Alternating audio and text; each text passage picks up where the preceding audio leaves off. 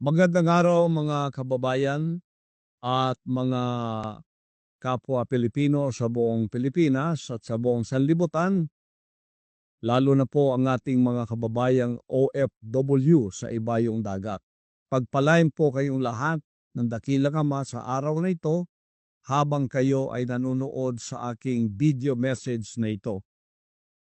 Ang tanong po ay bakit ninyo kailangang iboto sa Mayo 12 si Pastor Apollo C. Quiboloy?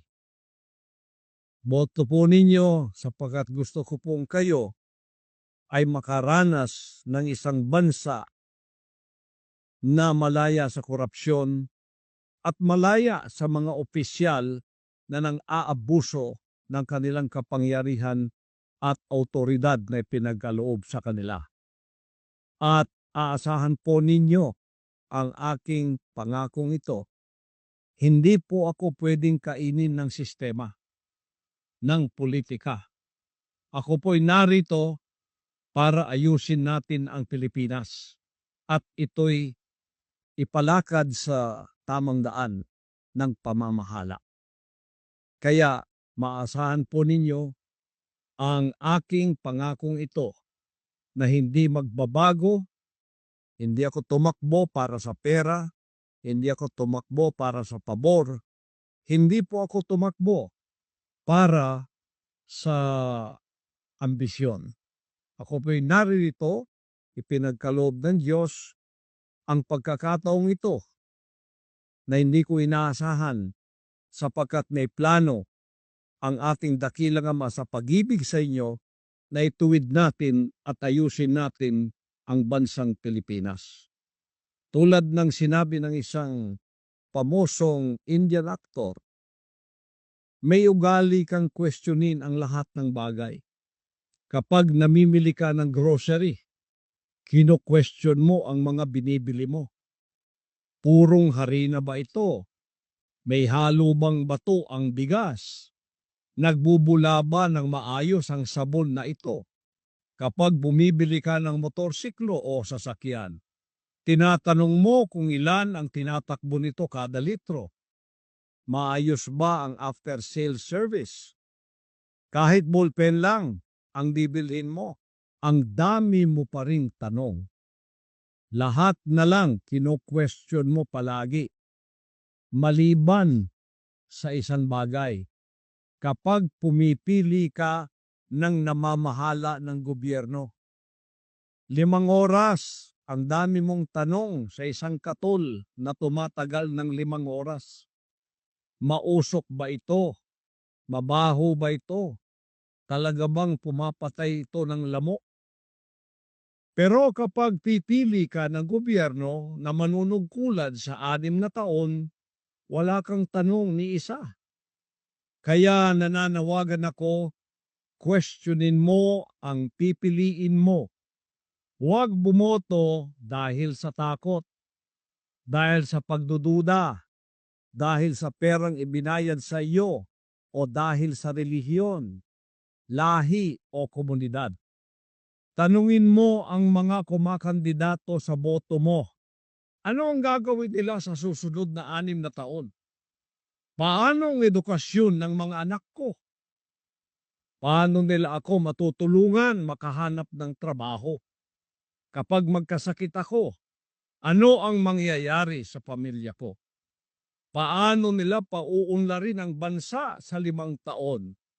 Paano nila isusupply ang pagkaing hindi kami magugutom? Magtanong bago bumoto.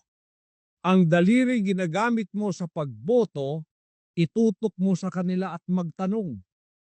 Kapag ginawa mo yan, gaganda, aaba ang sistema ng kalusugan natin para tulungan ang mga magsasakang mahihirap. Hindi na natin kakailanganin pa ang isang superhero. Sapat na ang boto mo. Hawak mo ang kapangyarihan sa dulo ng daliri mo. At kapag ginawa mo ang hinihiling ko, alam mo kung sino ang makakamit ng kalayaan? Ikaw. Kayong lahat.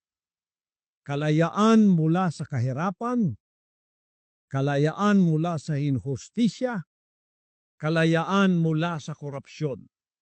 Magtiwala sa daliri mo. Gamitin mo ito. Ito ang kapangyarihan mong pumili ng isang bansang malaya, ay isang bansang pwede mong may pagmalaki at bansa na pwedeng magkaroon ka ng kapayapaan.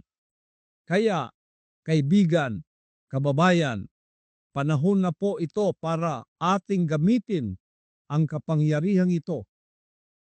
At ang kapangyarihang ito lamang ang magdudulot ng future para sa ating bansa. Kaya sa gabay ng ating dakilang Diyos at sa inyong mga pagtitiwala sa akin bilang maging senador ng bayan upang ayusin natin ang Pilipinas, ako po ay nangangako na hindi ako magbabago sa aking ipinangako. Hindi ako maaring kainin ng sistema. Uulitin ko, hindi ako kumakandidato para sa pera, para sa pabor, at para maging tanyag. Yan pong lahat ay hindi ang aking ambisyon. Ang aking pong tunay na ambisyon ay ayusin ang ating bansang Pilipinas. Maasahan po ninyo ang pangakong itong hindi po ako magmamaliw.